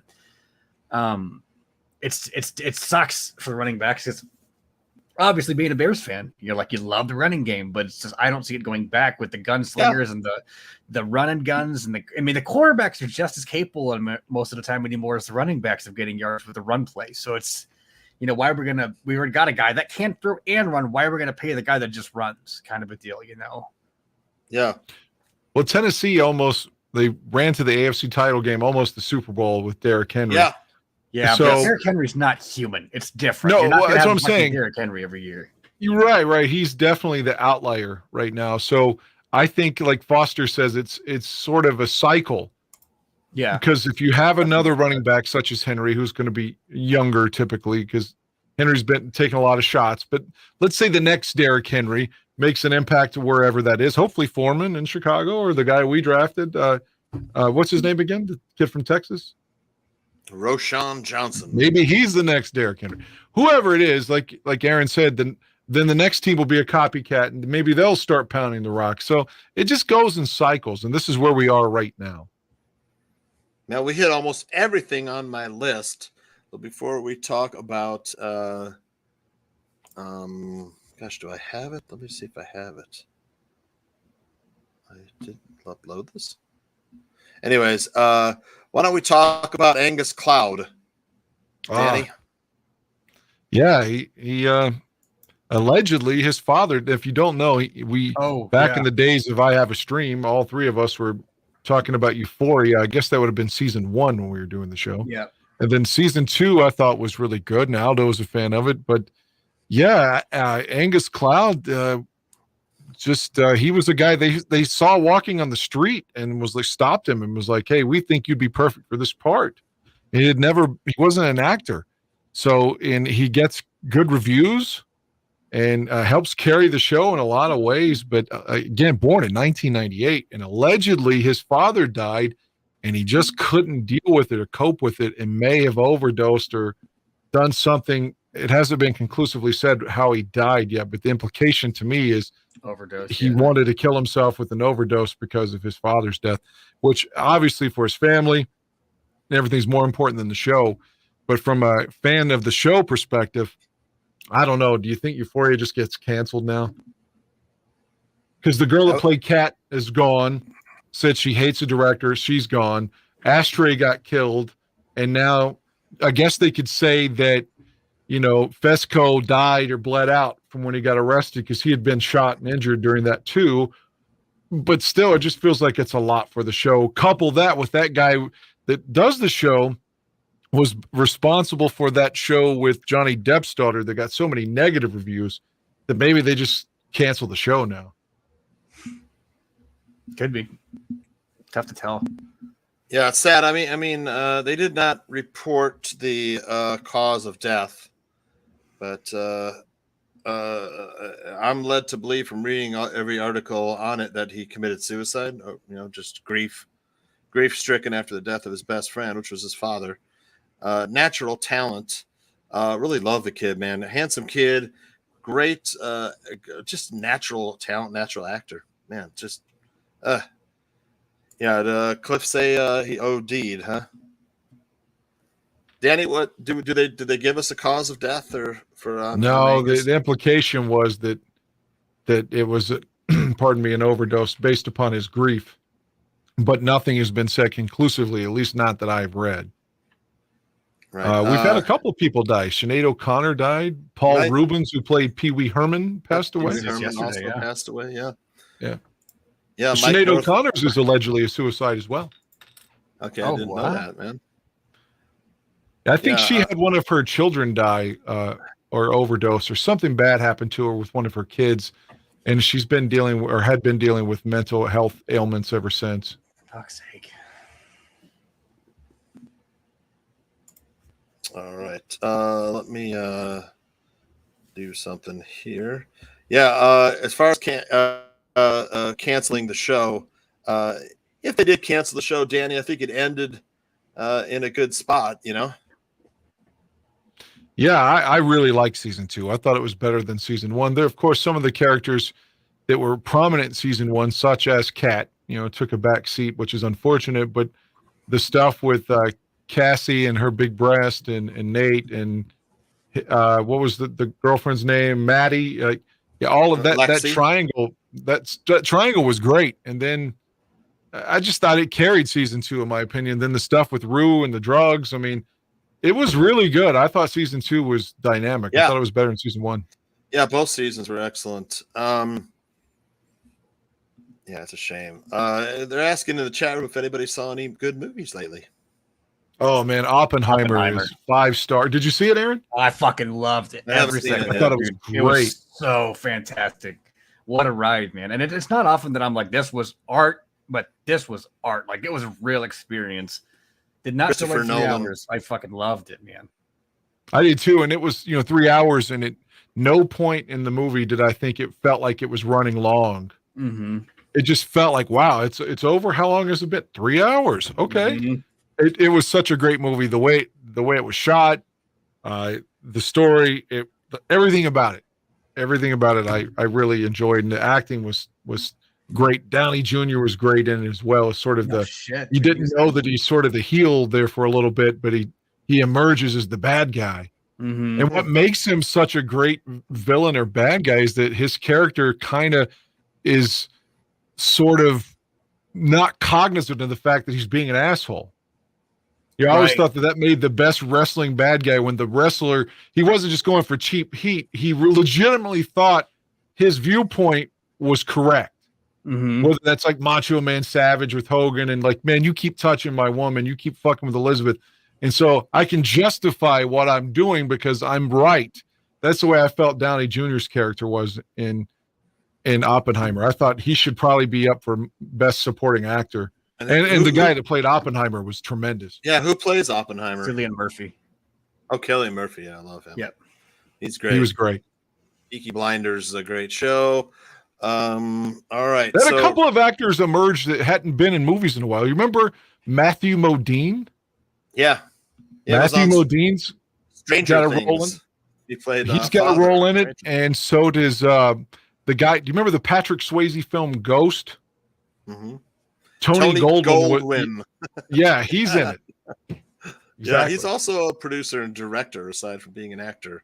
All right, so last week there was no show, and I pre-recorded my Bears State of Affairs because I thought I went on vacation and I wouldn't be able to do Thursday's show. So my wife and the girls and we did a little tour of Iowa. Aaron, we went to Decorah for Nordic Fest. Which is like, right on. It was really excellent, man. The Lurin Singers saw opening ceremonies for Nordic Fest. Can I serve you up here, Tooch? Yeah. Let me get you in the paint here and hit you with a easy basket field goal down low. And when you were talking Bears Stadium, the one thing we learned is if you build it, they will come. They did. I did. I hit Dyersville, Iowa on my way driving by. I'm like, hey, that's what Field of Dreams is. And my wife was like, well, let's stop. We have to stop.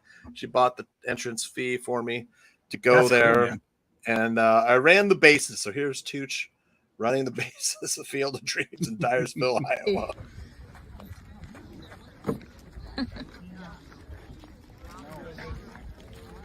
Hold this thing so I could zoom. My daughter is chasing me. So there I am, running the bases. Not very fast, but I did a little Kirk Gibson pump there. Yeah. I'll have to do it again. There it is. There's the Kirk Gibson pump after hitting my home run. Home run. Yeah, I wasn't running my fastest. Game-winning homer. Let's stop. Woohoo! Good. Yes. Look at the boy. Yeah, I had some kids follow me there. But all right, that's me running the bases. But I gotta tell you, man, I enjoyed Nordic Fest, man. The male's choir, Norwegian songs. They were fucking amazing harmonies. The first day we got up there, I told my wife, "Hey, we go to Decorah. We have to go tubing down the Iowa River, through the the bluffs and stuff. There's a nice scenery and stuff, Pulpit Rock and the state park up there." So we get there, and the lady that was offering, they drive you up river a little bit. You come back down by their house. She was like, "Well, do you want to go for an hour and a half or 3 hours?" I'm kind of like, "Oh, 3 hours." I'm like, no, we'll just do an hour and a half. The hour and a half took us like 4 fucking hours because the river was really low. We had to like stop and get out. There are places where we could like drift down a little bit. We had some water, and we didn't bring enough bottled water, like 4 bottled waters and stuff. But we ran out of water, and like there's a part where Dunning Springs like pours into the Iowa River. It's like a underground aquifer, in the underneath the cliffs or whatever. And man, that water was ice cold. I was drinking. I was so thirsty. But really, a couple points, it was like so low. You had to. I'm trying to move my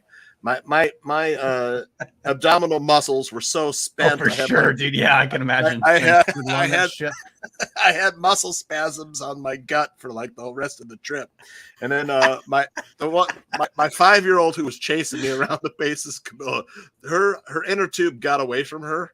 And I was like going down there. I'm like, fuck, it's gonna go past. I'm gonna end up having to pay for one of these fucking inner tubes.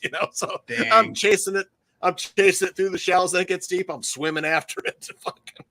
I'm like, I felt like instead of 55, I felt like fucking 105 trying to chase that thing. Dude. Yeah, for sure. But yeah, I was really tired. It was 100 degrees. I mean, on the river it was nice and cool because the water was cold and shit. But my wife was like, "This is a disaster." It sounds like it was. The girls were like, "We're gonna die, Daddy." That's why I don't do shit like that with kids. I was like, "No, come on, you guys, this is fun." And and then the next day they were like, "Daddy, can we have as much fun as we did yesterday?" I said, "We sure can, but without the near-death experience." That I could promise you. That's funny. So we did that, man, and fucking I had some great Norwegian food at the fest. They have this like pudding called romagrot. It was like, it's so good, man. It's like custard. They serve it with like melted butter and cinnamon sugar. Oh man, it's like so good. And then the Norwegian pancakes called lefse. They even have some of those where they like a bratwurst or sausage in the middle of the pancake. That was excellent. And we there were a bunch of people. They had Nordic dancers doing all these different folk dances in their outfits and stuff. They had musicians playing, the folk songs. And then, they even had some great bands, saw an awesome blues band. And then there was these guys called the Jolly Pops. They're like 3 dads, and they were playing for the kids' tent. And they played like these great songs like "Oh My Back" or "Dogs Are the Best." And they had puppets. They come out there and they get the kids dancing and stuff. They were really good, man. The guy on the bass was like Flea, man. He was like slapping it and stuff. And then after that, we drove to Dubuque. On the way to Dubuque, I stopped and saw Field of Dreams, which was beautiful, right in the cornfield. They have a museum and the house. And then we went to Dubuque. They have like a really old cable car that goes up the bluff. It's like, it was built in the 1800s. It was excellent. It's like all antique wood and stuff. Pulls you up to the top. You can see, 3 states: Wisconsin, Illinois, and Iowa.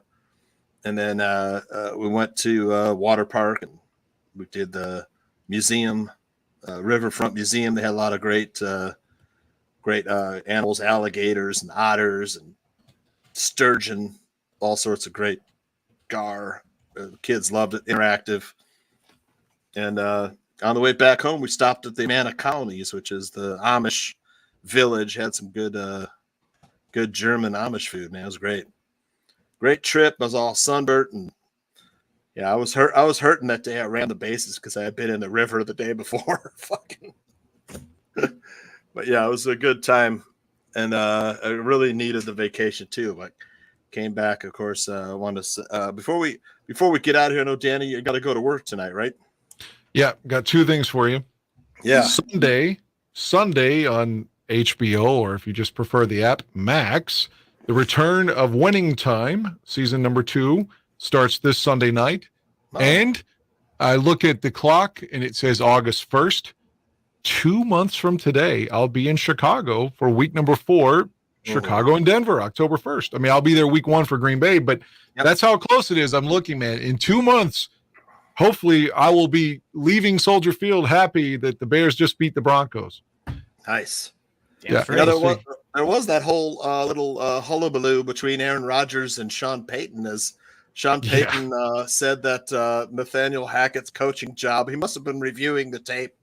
Is it the worst coach in the history of football? The worst coaching job he's ever seen in the history of coaching, And then Aaron Rodgers said, "Keep my coach's name out of your mouth," or something like that, right? Yeah, and Rodgers' beard's looking a lot more gray than normal. He's looking really old. He's almost 40 years old, right? Yeah, but he's looking old. I mean, I don't know how successful he's going to be in Green Bay and New York, but I hope it's not much. I hope he goes out there and just falls right on his fucking sword and dies. Yeah, all right. Aaron, some shout outs before we get out of here. No, I mean, to you guys, thanks for having me. And same thing, Barkeep. Hope we're doing well, man. Thanks for having me out. I'll be here when you need me. So, that's about it. Danny, of course, would shout out the barkeeper, get well wishes, right? Absolutely. And I'll try not to bother him too much tomorrow since his surgery is going to occur then. A shout out to Mrs. Gandia for giving me an update via text as well recently on Aldo's condition. Again, I do worry about him. So, I mean, maybe, especially if you're working like a 16-hour shift and you're just kind of on your ass and you need sleep and you can't get it. Maybe you start to focus on these kind of things like, oh my God, how's Aldo doing? So, so hopefully I won't annoy him too much.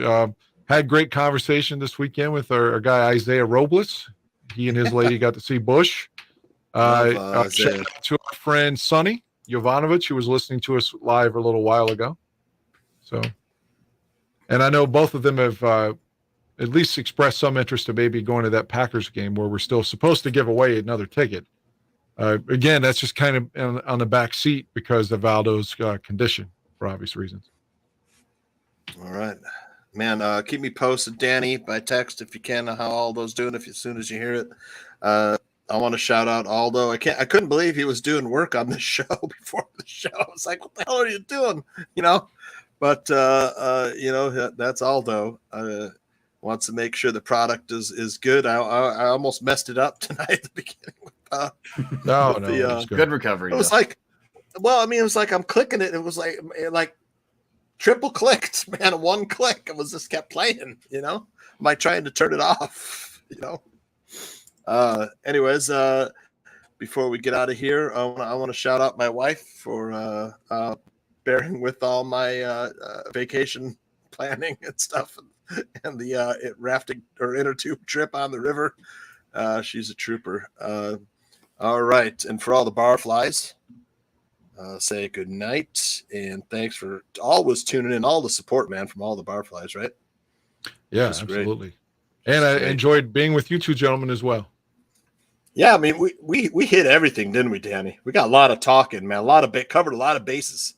Yeah, 2 hours, and it just like Oppenheimer, just like, wow, we've been here 2 hours. It went by pretty quickly. Flew by. All right, fellas, let's get out of here. Love you guys both. And maybe we'll see you next week because Aldo might not be ready next week. That's right. That's right. We may all three of us may be back here. All right, fellas. Sounds good. Good night. Have a good night. Be well.